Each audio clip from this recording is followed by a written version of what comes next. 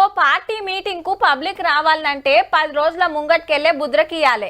కారో బస్తో పెట్టాలి. పొద్దుగాల నాస్టా, పగటిలి బిర్యానీ, యాళ్లకు నీళ్లు, మీటింగ్ కాడ కుర్చీలు, ఎండగొట్టకుండా టెంట్లు, మళ్ళా ఇంటికొస్తప్పుడు పైసలు. ఇక అన్నలైతే ఓ మల్క దుప్నం కాడ దూప తీర్చుకోవాల్సిందే. ఇంత చేసినా వస్తారనే గ్యారంటీ అయితే ఉండదబ్బా. ఎందుకంటే ఏ పార్టీ తోటి పెద్దగా ఏం ఫాయిదా ఉండదని వాళ్ళకి నెరికే. నిఖార్స్ అయిన సేవ చేసేటోళ్ళ కోసం అదే పబ్లిక్ కు ఎంత రిస్క్ అయినా తీసుకుంటారంటానికి గీ వార్తే పెద్ద సాక్ష్యం. ఎక్కడిది అనంతపురానికి అంతులేని జనం. ఆడోళ్ళు, మొగోళ్ళు, చిన్నలు, పెద్దలు దండు కదిలినట్టే కదిలి సీదా కలెక్టర్ ఆఫీస్ కాడికి పోయిండ్రు. ఇంతమందిని ఆగబట్టలేక పోలీసులు గేట్లు బంద్ చేసి బారికేట్లు పెట్టినా మనోళ్ళు ఆగలే.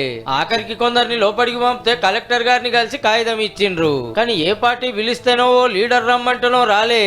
అంతులేని సేవలు చేస్తున్న ఆర్డిటిని కాపాడుకుంటానికి గీ తీర్ల గదిలు వచ్చిండ్రు. ఆర్డిటి అంటే రూరల్ డెవలప్మెంట్ ట్రస్ట్.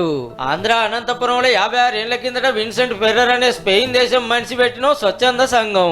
కరువుకు తిండి లేక పబ్లిక్ అంతా తిప్పలు పడుతుంటే అయ్యో అనిపించి సార్ చేయని సాయం లేదు. ఆకలి తీర్చిండు, అచ్చరాలు నేర్పిండు, ఇల్లు కట్టించిండు, దోకాన్లు పెట్టించిండు, లోన్లు ఇప్పించి మనిషికో తొవ్వ చూపించిండు. 4000 మంది ఉద్యోగులతోని ఆంధ్ర తెలంగాణలో 3,500 ఊర్లలో సేవలు నడుస్తున్నాయి. గరీబులకు 60,000 ఇల్లు కట్టించిర్రంటే చూడుర్రి. ఎన్నో దోకాన్లు పెడితే ఏడాదిలో లక్షల మంది చూపించుకుంటారు. పిల్లలకి స్కూళ్లు, ఆట మైదానాలు, మహిళా సంఘాలకు పనులు, వ్యవసాయానికి చెక్ డ్యాంలు, సోలార్ కరెంట్, ఓ ఎన్ని చేయాలనో గన్ని చేస్తుంది ఆర్డిటి. బయట దేశాలకెళ్లి ఏడాదికో 280 కోట్ల రూపాయల చందాలు వస్తే గా పైసలతోని పబ్లిక్ అక్కర్లు తీరుస్తున్నారు కాబట్టి ఫెర్రర్ సార్ కు గుడి కట్టి దేవుని లెక్క గోల్చుకుంటారు కాలం చేసి 16 ఏళ్ళైనా. అయితే ఏరే దేశాలకెళ్లి చందాలు తీసుకోవద్దని సెంట్రల్ గవర్నమెంట్ కొత్త రూల్ తెచ్చేటోరికి ఇలా పనులన్నీ ఆగిపోయే కాలం వచ్చింది. అందుకే పబ్లిక్ అంతా మరల పడతారు, మీరు చేయరు ఇంకోళ్ళు చేయనియరా అని. పార్టీలు, జెండాలు, సంఘాలు పక్కకు పడేసి మీటింగుల మీద మీటింగులు, ర్యాలీలు, ధర్నాలు నడుస్తున్నాయి గీతీర్లా.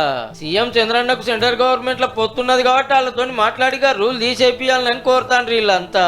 సర్కార్లు కూడా చేయలేని పనులు స్వచ్ఛంద సంఘం చేస్తున్నందుకు తారీఫ్ చేయాలి, కానీ ఇట్లా కట్టడి చేస్తే ఎట్లా సార్లు? మీరు కూడా ఆలోచన చేయుర్రి.